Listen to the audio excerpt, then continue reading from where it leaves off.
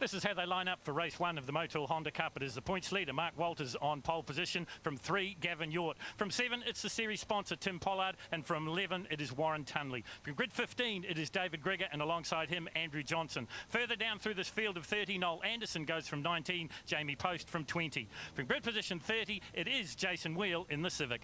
They'll get set to go this time. The revs come up and we are racing at Hampton Downs. I'm joined in commentary by Mark Pedersen, and it is Walters Mork that gets away as they go into turn 1. Mate, this is just a real smarty boxes cars, isn't it, Phil? You put your hand in, mate, you don't know what you're going to grab out. There's cars with wings, you know, just normal looking Hondas, but you have to say, mate, this is just a magnificent looking field. We've got 30 of these little gems going around this magnificent Hampton Downs venue, mate. And like you say, we're rewriting New Zealand motorsport history at the moment. This is just chapter 1. So up the hill they come into turn number 3 here at this 2.6 kilometre circuit. Let's tell you a little bit about this cup, because it came into inception around about 2 or 3 seasons ago. They're kind of refugees from the SS2000 class, and they run in 4 different categories. H1 is 1600cc engine capacity, H2 is 1800cc engine capacity, H3 is 2-litre engine capacity, and yes, there's an H4, and that's just above the 2-litre for the older Integras. At the moment, it is Mark Walters. He is in an H2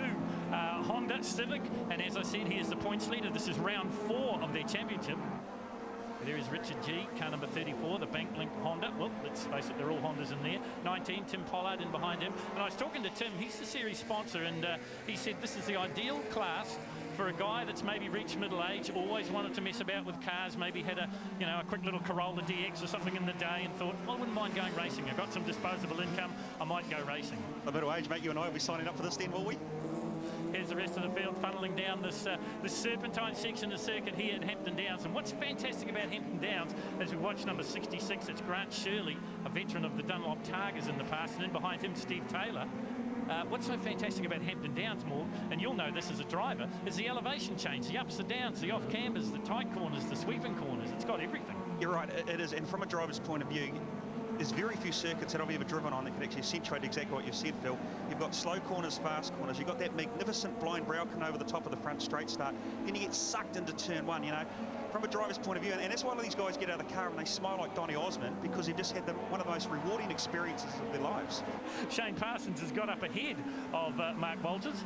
Yeah, look, you just couldn't help but think that Shane was he spent 2 or 3 laps doing his homework there, and he decided, well, my car's quicker here, the Walters car's quicker here, I know where I need to be, let's just calm this thing down, let me take control of this for a lap or 2, and I think that's what we're going to see the results. Now, when we get to this front straight here, we're going to see the number 52 car of Parsons. I think he's just going to accelerate away. So, number 36 car of Walters there, nice and nimble, very dynamic in the corners. But I think we're going to see a very graphic demonstration here of horsepower. Yeah, we got a bit of a horsepower battle going on here, because the 52 of Parsons is an H3, so that's a 2-litre, so it's obviously been repowered as a little Honda CRX. And the man in second place, the points leader in their championship chase, is an H1 class, I beg your pardon, an H2 class, and that is an 1800cc. And car 43, I think it was, just does a sensible thing. It just moves aside. That was David Miller in the Civic, and lets the 2 combatants go through. Across the stripe they'll go once again. Last lap borders out, so 1 to go for the Motul Honda Cup. And is it going to be Shane Parsons?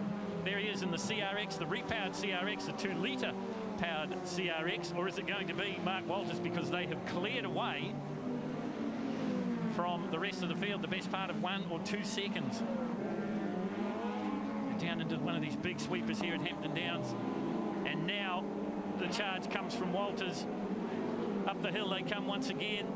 Checkered flag this time. Is it going to be Shane Parsons or is it going to be Walters? Parsons has got the gap he needed, and he will cross the stripe in first place. So Mark Walters got to be content with second place, and it is Shane Parsons that gets the win. So after 8 laps, it is Shane Parsons taking the win from Mark Walters, with Tim Pollard in 3rd place. 4th place is Richard G, and in 5th it's Gary Wilson. 6th place is Martin Dunn, in 7th Trevor Strong, 8th was Grant Shirley, 9th Nathan Strachan, and 10th Rick Wakeland. Shane, congratulations, mate. That was a magnificent race to watch. Thank you very much. Yeah, me and Mark always have a good battle, but it was good to come out on top. Yeah, look, it looks like you had a bit of an advantage on Mark in some parts and you on the others. You obviously played that to your strength. Yeah, I've got more horsepower, but he's got better handling and more experience. So, yeah, horsepower wins at the end of the day.